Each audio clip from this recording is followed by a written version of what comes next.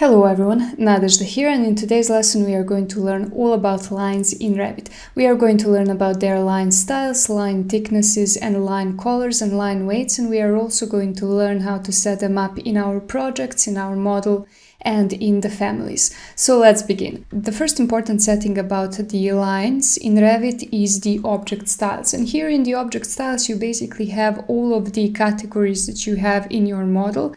And here you can change their line thickness and line colors and line patterns. Now, when it comes to object styles, templates and visibility graphics, I'm not going to go in much detail because I have already created a video on that topic that covers all the graphical settings in much detail, and you can find it in the description below. It is the graphical settings masterclass, but today I'm only going to focus on the lines.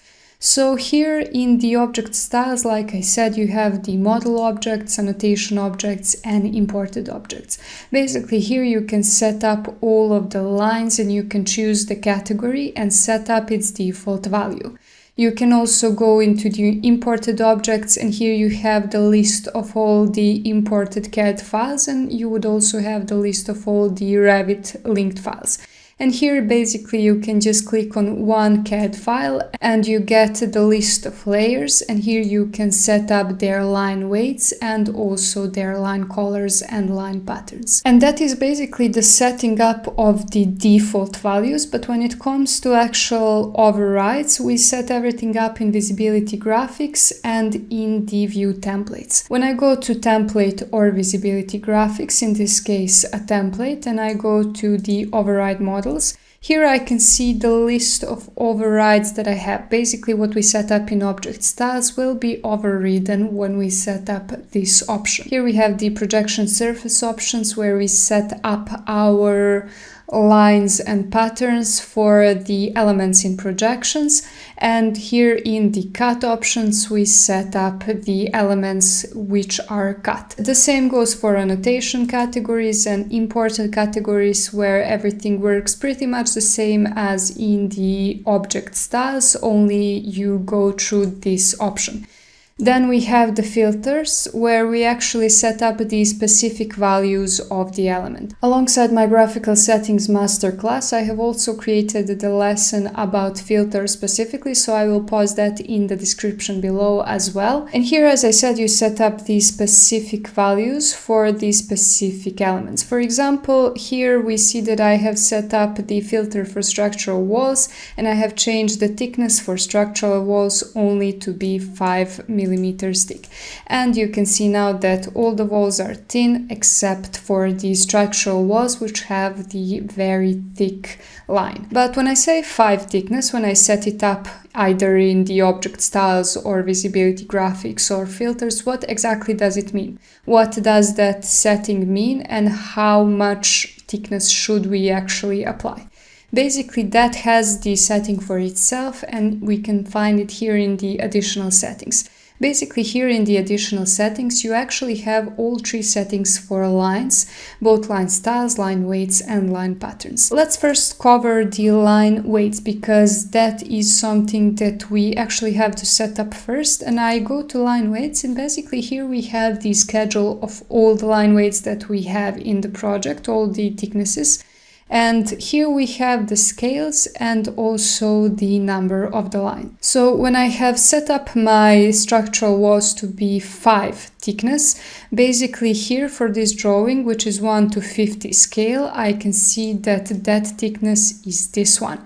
It's basically 0.5.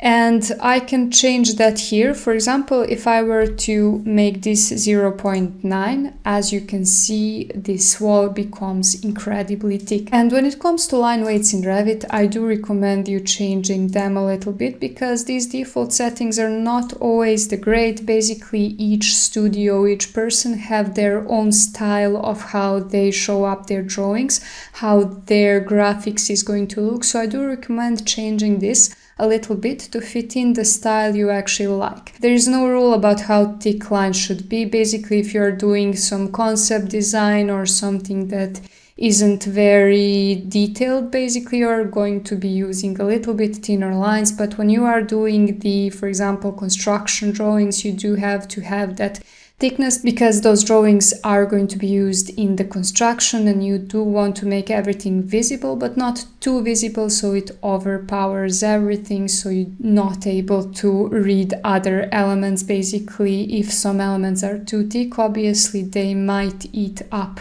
other elements around them. Basically, first you will set up the line weights, because that way you make sure that you are drafting in the style that you actually like and that you find efficient. So once you have set up the line weights, you can click OK. And the next setting we have is actually line styles. Basically, when it comes to model element and to other annotation elements, you have set up your style first in object styles, then in the visibility graphics and in template. But here you actually set up the line style of the detail lines and also of the model lines. So here I will click the plus sign and here I have the list of all the lines that I'm using in the project. And for example, you can see this thick pink line, and that is this one. Basically, we are setting up now the styles of all the lines that we will be using separately of the model. So now I can create the new line style. I go to the modify subcategories and I'm just going to call it, for example, orange line, and I'm going to make it into dashed line. You are going to have some better naming convention than this one. As you can see, usually I will give them some numbers, some orders, so I can actually find my line very quickly, so I don't have to think what the line is used for. Basically, the more you explain in your name, the better, so you can easily find your lines. Because sometimes people will just create lines and not give them the proper name, and then you will be in the place where you don't actually understand which line is used for what. So make sure that you give them the proper name. I'm just going to add them some generic name and click OK.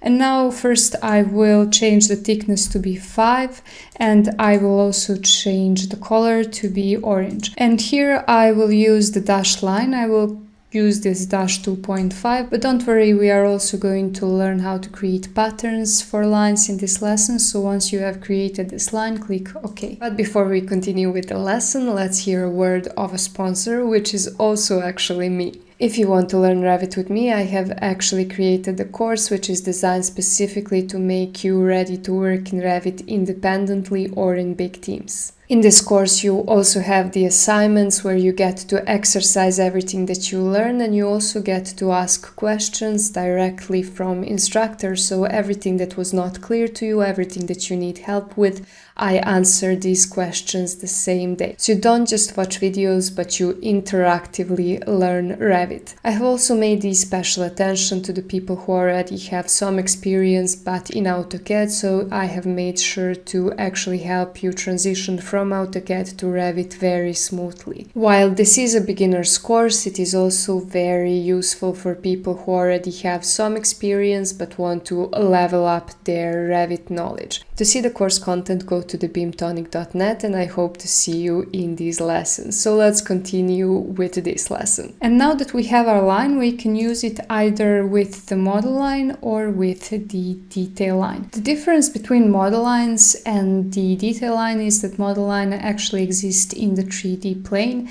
Basically, once you draft them in the plan, you will be seeing them everywhere in the 3D models, in the sections, elevations, and everything else. While the annotation lines are basically the detail lines that only exist in the place where you have drafted them. For example, let's take the model line tool and let's just use this orange line that we have just created. And I'm just going to create some rectangle here. And I'm going to go to 3D. And as you can see, now we have created this model line and it exists in the 3D. It has some 3D value. While if we were to create the detail line, I go to annotation, I go to detail line, and I will also use the same thickness, and I will just create the circle right by this rectangle, and I go to 3D, and now I see that I don't have this detail line that I have just drafted. So that is the main difference between those two lines. Basically, the detail lines are just the lines that exist in one place. And the next setting that is important to you are the line patterns. Line patterns are defined here in the line patterns option, and here you can click on the new to create the new line pattern.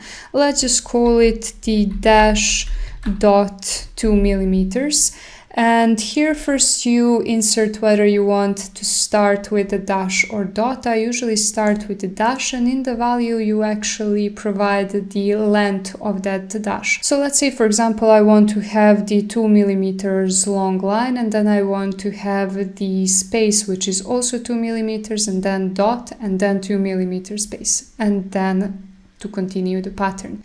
So let's just insert here dash, and let's add the value of 2 here, which means 2 millimeters length. And then we have the space, and for space we also provide the length, and let's say also 2.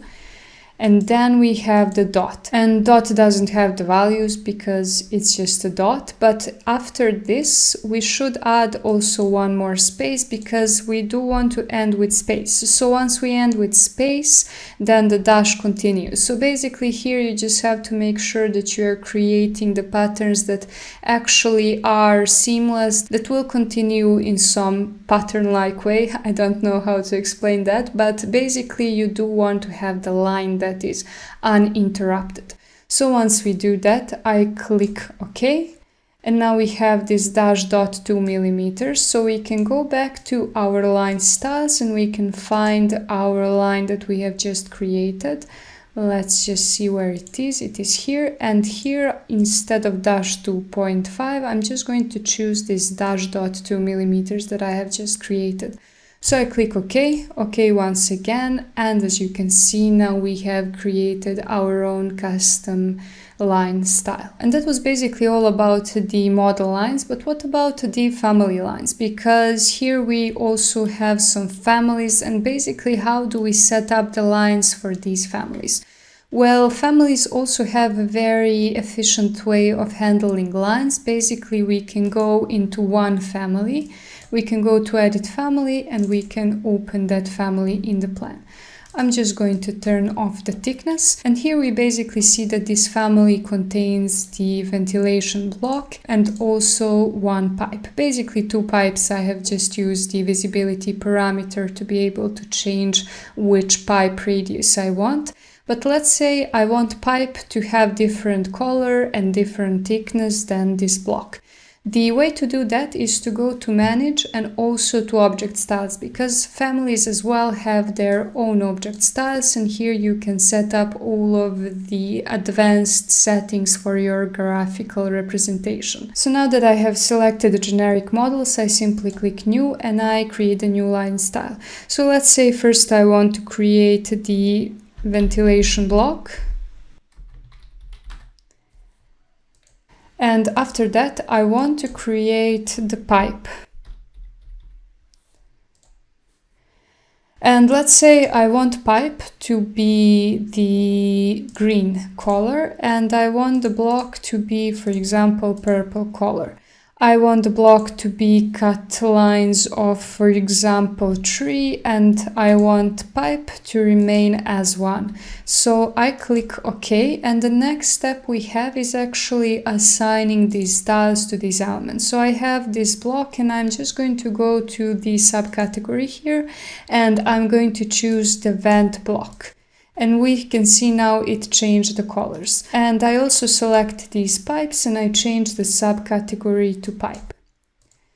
And now we have 2 different lines, and I just load them into the project. I override, and now we can see those colors. By default, they have taken these lines from the family, but you can also customize this by going to either template, object styles, or visibility graphics, and going to override models, finding your category and clicking this plus sign. And here we can see that now we have created these line styles. So basically you can further change their colors or thickness here. For example, let's say that I want to create the line weight of 4, and I want to create the color that is pink, for example, and let's just go back to the pipe and do pretty much the same. I'm just going to change it to be some type of blue and also give it the thickness of 5 and click OK.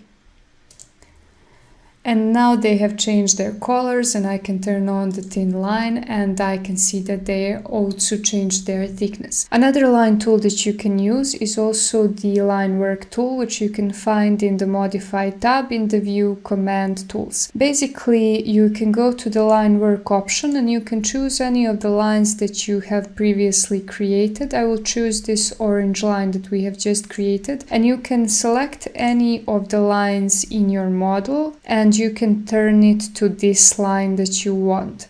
Basically, all you have to do is to select it and it will turn to this line style. I don't use this tool a lot because it is a tool that is very difficult to control. Basically, in order to retrieve this line back, what you have to do is you have to go to the option by category in the line styles and then turn it back. But this is, as you can see, a very manual work. It is not really automated at all, so I don't really like this tool. It can be handy if you are in a real rush to finish something, but you should be careful with this tool in order to not cause a lot of mess in your project. And that is it for today's lesson. I hope you enjoyed it. If you like my videos, like and subscribe. It means a lot to me, and thank you for watching, and see you in the next lesson. Bye! If you want to learn Revit like a pro, take a look at my architectural course through the link below. You will learn how to develop the project from concept to final design using Autodesk Revit. It is ideal for beginners but valuable for anyone looking to build a solid foundation. By the end, you'll know how to take a design from concept to detailed documentation with confidence and clarity. You will gain a solid Revit workflow you can actually use independently or in work in larger teams in architectural studios. With almost 100 structured video lessons, it is designed to help beginners master Revit step by step. To support your progress, I've included assignments with each lesson, plus the opportunity to ask questions and receive guidance directly from me whenever you need it. This way, you're not just watching tutorials, you're actively learning, practicing, and improving every step of the way. Thank you for watching, and see you in the next video.